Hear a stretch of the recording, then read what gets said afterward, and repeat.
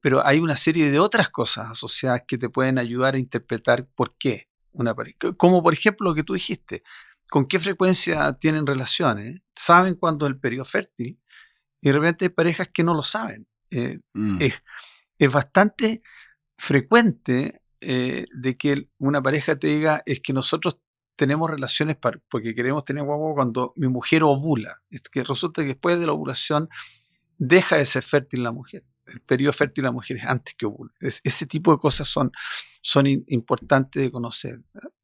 Pero yo diría que Y lo que perdón, ¿cuántos días antes de la ovulación es el 2 periodo o 3 días fértil?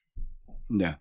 es bastante largo. Y de hecho, lo que hoy día está demostrado científicamente que el espermatozoide dura dentro de los órganos reproductivos de la mujer por un periodo mucho más largo de lo que uno piensa, son 2 o 3 días. De tal Mm, manera que ahí se suman cosas. mm. ¿Y en la piscina? Que existía ese mito, que podían haber En la embarazos tiene baño, sí. Sí, piscinales. pues, claro. Pero no voy a decir lo que. La respuesta es otra. Mira, yo creo que una de las cosas que ha ido, aparte de este enfoque, como te digo, holístico de la pareja, tanto en el hombre como en la mujer, porque la probabilidad que el hombre sea infértil hoy día es prácticamente la misma que lo que puede tener del hombre que puede tener una causa en la mujer.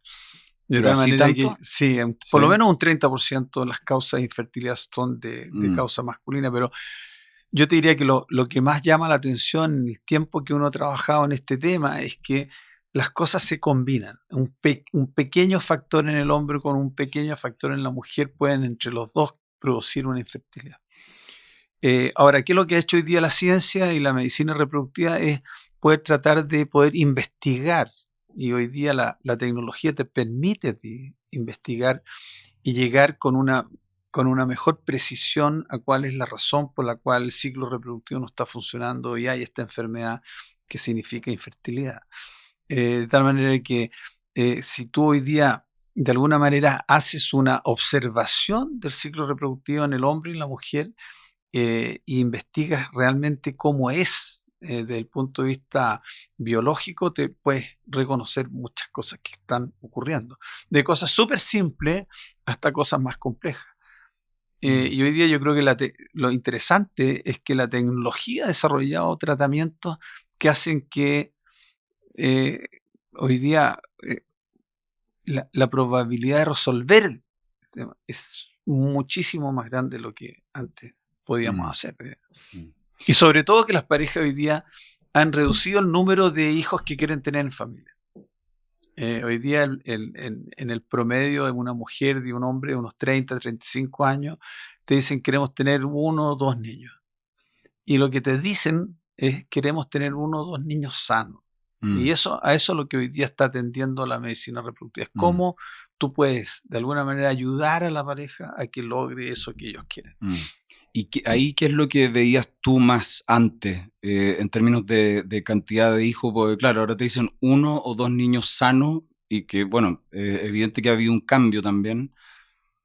Bueno, cuando yo estudié medicina, te digo, hace hartos años atrás, el promedio de hijos que tenían la familia eran 4 o 5. En el tiempo de mis abuelos, mi abuelo tuvo 13 hijos.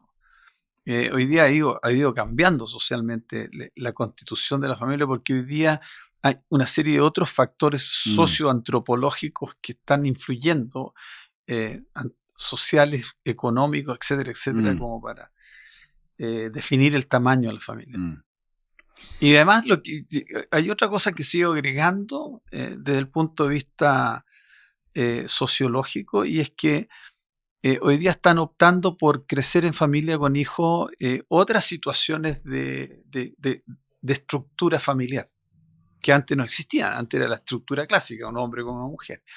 Pero hoy día hay mujeres solas que son mm, autosustentables y quieren tener un hijo. Hay 2 mujeres que se juntan para crecer en familia. Hay 2 hombres que se juntan para tener hijos. Obviamente que de distintas maneras, mm, pero lo que te quiero decir es que hoy día hay un cambio súper importante al cual la sociedad tiene que de alguna manera hacerse responsable. mm. Cuando llega una pareja y, y se hace, quizás evidente que hay un diagnóstico primario de una disfunción sexual y que, claro, quizás esta infertilidad sería secundaria a esa problemática. ¿Cuál es el manejo? Porque también puede ser que la demanda sea, ¿sabes? Que no queremos abordar la disfunción sexual, queremos ir al tiro a lo práctico y también, bueno, por un tema práctico de tiempo, etcétera. Mira, yo un poco a lo que me refería con este enfoque holístico del tema, yo creo que el manejo hoy día de la infertilidad es un manejo de un grupo profesional. Esto no es una cuestión aislada. Y yo creo que, o sea, no creo, está demostrado que las parejas que tienen una frustración que le produce la infertilidad están en una situación de estrés, necesitan un acompañamiento emocional y además lo que tú dices es cierto, te fijas, tú si hay una disfunción sexual, tienes que resolver eso, no le puedes proponer a la paciente porque no pueden tener relaciones, ofrecerle una fertilidad in vitro para que sean padres. Yo creo que hay que partir por lo primero. Y ahí el equipo médico es que hoy día con que hoy día se han formado los centros de medicina reproductiva, donde incluyen al psicólogo, al sexólogo, que de alguna manera colaboran en este tipo de cosas. El nutriólogo y la nutricionista que enseñan a la gente a estar en un índice de masa corporal adecuado, ¿te fijas? El andrólogo, que es el que ve al hombre.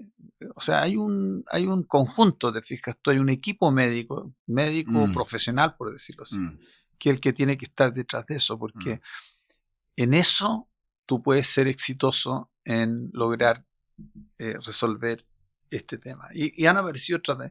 Yo diría que hoy día, y sin pecar de exagerado, por lo menos el 80% de las parejas en algún momento y de acuerdo a ciertos tratamientos resuelven el tema de poder ser padre. Pero bastante considerable. Sí. Y si es que no más. Lo que pasa es que hoy día se han agregado terapias, te fijas tú, que antes no existían. Te voy a poner un ejemplo súper puntual. Una mujer pierde sus ovarios o por una razón de una insuficiencia ovárica prematura antes de tiempo, su ciclo reproductivo ha llegado a no producir óvulos. Esa mujer puede gestar su propia guagua a través de una ovodonación. La ovodonación es una fertilización in vitro de un óvulo de una mujer que dona el óvulo con los espermios del marido y el embrión es implantado en el útero y el útero es capaz de seguir adelante con un embarazo como si fuera, te fijas tú, un proceso normal y natural. Entonces, ¿eso cómo ha sido recibido en Chile en general? ¿La ovodonación? No, la ovodonación ha tenido un incremento en el mundo, en particular en Chile, en forma increíble. Porque por lo mismo que te decía, fíjate, hoy día la mujer está postergando su maternidad, llega a los 40, 42 años, tiene que optar por otros tratamientos que le permitan ser madre a esa edad. Ahora, hay una cosa que a nosotros nos ha tocado vivir en los últimos 2, 3 años, y es por una razón que hoy día no sabemos. La disminución de la función reproductiva del ovario en la mujer es cada día más frecuente de ver. Hoy día nos toca ver mujeres de alrededor de 30 años que consultan porque sus ovarios no están funcionando como tienen que funcionar desde el punto de vista reproductivo. Y eso no lo veíamos. Pero ¿y ahí qué sería? ¿Que no ovulan? ¿Que la calidad de los óvulos? No, estoy hablando de pérdida de la función reproductiva, o sea que desaparecen sus óvulos del ovario. Hacen una insuficiencia ovárica prematura. No, una cosa es que no ovule. Y tú hoy día, con una buena función ovárica, tú puedes estimular a que esa mujer ovule. Pero otra cosa es que la mujer no tenga óvulos y que su ovario no sea reproductivamente capaz de producirlo. Y esa es una... Pero ¿y ahí qué pasó con esos óvulos? Porque desde mi ignorancia nacen... La mujer nace con una cantidad... Sí, la mujer nace con 400, 500 mil óvulos en sus ovarios y los va perdiendo en el tiempo, independiente de las circunstancias. Lo que hoy día estamos viendo, que esa pérdida es más rápida, es prematuramente más rápida que lo que veíamos antes. Se pierden solo... Por distintas... Bueno, no solamente a través de la menstruación, puede haber como reabsorción o hay dos cosas que son distintas. El ovario funciona ¿no es cierto? Tiene su expresión reproductiva en los óvulos que están dentro de una estructura quística que se llama folículo y que el que se desarrolla todos los meses y la mujer al reventarse el folículo ovula. Esos óvulos que están dentro de su folículo están dentro del ambiente del ovario. Ahora, la menstruación tiene que ver con el útero, o sea, no tiene nada que ver con el ovario. La menstruación se produce porque la mujer no se embarazó en ese ciclo. Ya, o sea, y puede haber, bueno, y que finalmente es el endometrio, pero puede haber menstruación sin haber óvulo que... No, la menstruación... ¿Sin haber ovulado? No, la menstruación depende de las hormonas que estimulan el endometrio. Sea esta porque la proporciona el ovario o porque toma hormonas para que menstrue. O sea, una mujer sin ovario, si toma una hormona que la haga ciclar, puede menstruar sin necesario tener ovario. Ya, perfecto. Pero en el ciclo biológico, el ovario, ¿no es cierto?, con sus óvulos, con su folículo, el folículo produce estrógeno y esta es la hormona que estimula, ¿no es cierto?, al endometrio a engrosarse. Y después de la ovulación aparece una segunda hormona que es la progesterona, y cuando el ciclo termina, las hormonas disminuyen en forma significativa y eso provoca la descamación del endometrio y la menstruación y el inicio de un ciclo del ciclo siguiente. El endometrio es fundamental para que se implante el embrión, pero puede llegar un embrión que no necesariamente venga del ovario de la mujer. Eso es lo que yo te contaba que lo que ocurre con la ovonación y hoy día cada día más frecuente la embrionación. Y embrionación sería donación de espermio y de óvulos y que se implantan.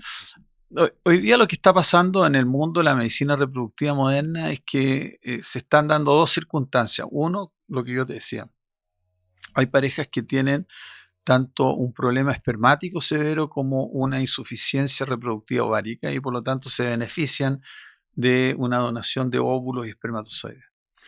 Pero hay otra circunstancia que es puntual, que está ocurriendo en el mundo, en los centros donde se hace fertilización in vitro, en donde se generan más embriones que lo que la pareja está dispuesta a, transferirse a su útero para tener un hijo.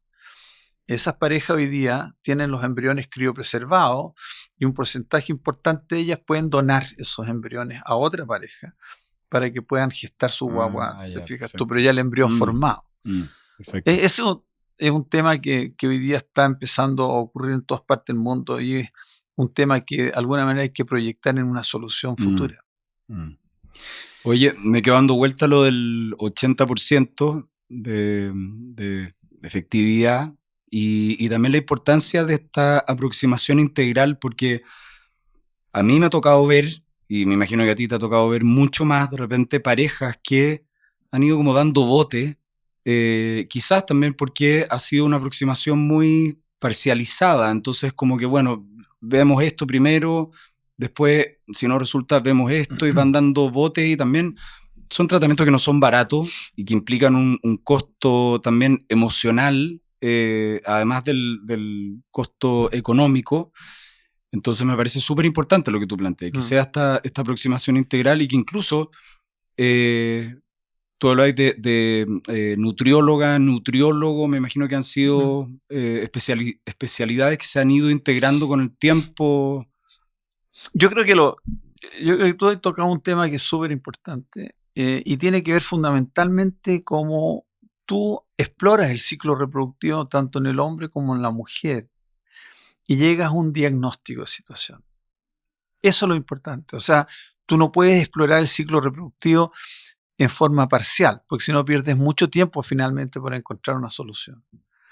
Ahora, para poder lograr tener un diagnóstico adecuado y una solución adecuada, tú necesitas un equipo integral, porque el proceso reproductivo humano es muchísimo más complejo de lo que uno se lo imagina. Y además es mucho menos eficiente.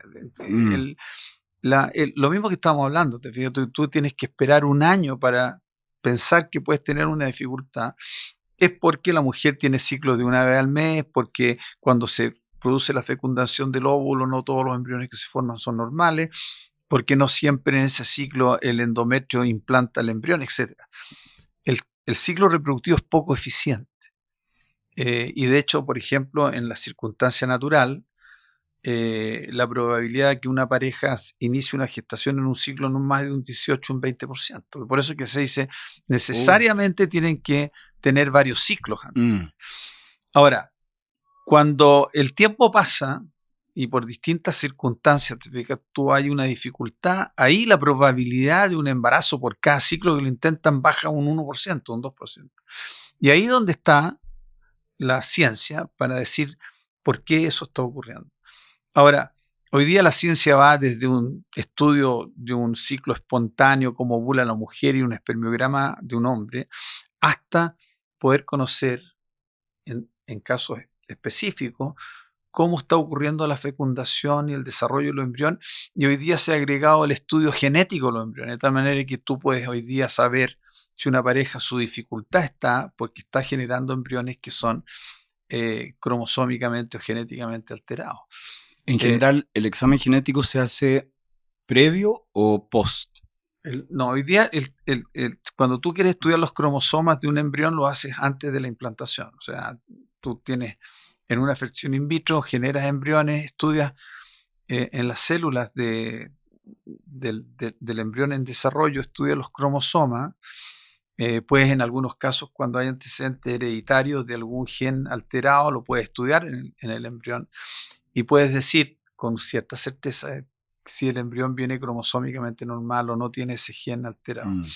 Eso se hace antes de la implantación, ¿no? Pero, ¿y es algo habitual o es poco, no. en lugares específicos? No, yo creo que poniéndolo en perspectiva, yo te diría que el 80 o más por ciento de las parejas resuelven su tema por una cosa bastante simple. Hay un 15 o un 20% de las parejas que requieren de algún tratamiento mucho más sofisticado como una fecundación in vitro.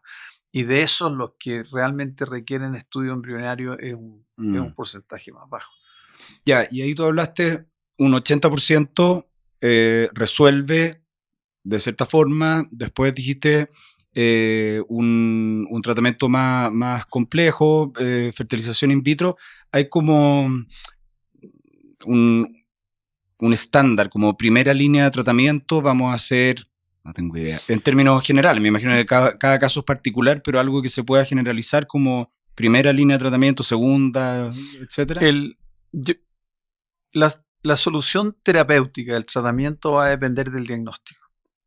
Y dependiendo de ese diagnóstico, tú vas, ¿no es cierto?, a cosas más complejas. Hoy día, cuando tú haces un estudio, una evaluación del ciclo reproductivo, hay un 14, un 15% de parejas que toda la investigación que tú has hecho sale dentro de los parámetros normales. Eso hoy día se considera como una infertilidad de causa desconocida. No es que se desconozcan las causas, pero lo que existen son causas biomoleculares que de alguna manera están entorpeciendo el ciclo reproductivo para que termine en un embarazo. Ahora, frente a ese diagnóstico hay estrategias terapéuticas, clarísimas, ¿te fijas tú? ¿Ese diagnóstico se les dice? Sí, claro. Las parejas tienen que empoderarse de su diagnóstico para saber cuáles son las etapas que vienen. Estoy pensando ahí como emocionalmente, porque generalmente en estos procesos hay tanta incertidumbre, entonces que te den ese diagnóstico debe ser... No, yo te diría que al revés. Las parejas quedan muchísimo más tranquilas cuando tienen un diagnóstico. Lo peor que puede decirle una persona es decirle, mira, no sé por qué no te embarazas. Cuando tú hablas de infertilidad a causa desconocida, estás diciendo, sí, hay una infertilidad. Tú tienes tus parámetros normales, pero aquí hay algo que tenemos que hacer para mejorar el ciclo reproductivo y logres tu embarazo. Yo te diría, ¿esos casos son de buen pronóstico? Sí, claro. Sí. Yo te diría que hay... Me voy a atrever a decir algo que sobre el cual no todo el mundo está de acuerdo, pero yo te diría que en una pareja que está dispuesta a resolver su tema reproductivo sin tener ningún prejuicio del tratamiento que se tienen que hacer, en lo cual yo incluyo la ovodonación o la embrionación, el porcentaje de parejas que no logran tener un hijo es mucho más bajo que el 20% que yo te dije. Yo te diría, hoy día hay cosas que uno no puede resolver y eso, por lo menos en Chile, y por ejemplo lo que es el vientre subrogado. Te digo, tú, Chile, no estamos en condiciones por ley de poder ofrecerlo como tal, pero en los países que se ofrecen, el problema es que una mujer tenga un útero que no le permita gestar o porque por alguna razón perdió su nido, podría optar por una madre surrogada. Así es que yo creo que en ese sentido la medicina reproductiva hoy tenía un avance en los últimos 5 años espectacular. Ahora, y además, y terminando con el tema holístico, yo creo que ahí una de las cosas que se han aprendido en los últimos años es que la mujer, o sea, el momento más importante en el desarrollo neurobiológico de un niño está desde el momento en que la mujer gesta su guagua a los primeros 5 años de vida. Y eso ha cambiado, te fijas tú, el enfoque. ¿Por qué? Porque, y volviendo a la embrionación y a la ovonación, a pesar de que el embrión no tenga la genética de la madre, la mujer le entrega a través de lo que es la epigenética información a ese feto que está en desarrollo, que va a ser su hijo después, que la va a reconocer como madre después, ¿no? El feto in útero reconoce los estados anímicos de la madre, sabe de qué se alimenta, escucha su voz, etcétera. De tal manera que eso, de alguna manera, cerró el círculo de lo que era la ovonación como terapéutica de la infertilidad. Lo recibe. Yo creo que hablar de sabe puede ser peligroso porque le estaríamos dando cualidades que todavía no se han desarrollado y sabemos las implicancias que eso puede tener. Sí. Emilio, este tema da para mucho y nosotros hemos conversado de esto muchas veces porque tenemos una relación que yo creo que una de las cosas importantes de tu vida es ser mi suegro. Entonces son conversaciones que hemos tenido antes y a mí siempre me resulta muy entretenido, interesante conversarlo contigo. Me gustaría que se volviera a repetir, quizás ir ahondando en algunos puntos, el tema de la epigenética, que es tremendamente interesante, quizás también ir conociendo a nivel más específico cuáles son los distintos tratamientos y bueno, o sea, yo creo que acá hay muchas posibilidades. Y creo que es muy necesario también informar a la gente y creo que también salieron buenas noticias de esta conversación. Así que te agradezco tu tiempo. No sé si hay algo que tú quieras comentar, algo que te parezca interesante como a modo de cierre, como palabras finales. Yo creo que siempre hay una bonita esperanza para una pareja de poder crecer en familia y creo que cada día la ciencia está progresando más para poder llegar a dar un 100% de posibilidades, que es a lo cual queremos apuntar algún día. Yo feliz participar, yo creo que son muchos los temas que están pendientes y esta es mi pasión, así que cuando quieran y donde quieran. Súper, muchas gracias Emilio. Gracias Rodrigo.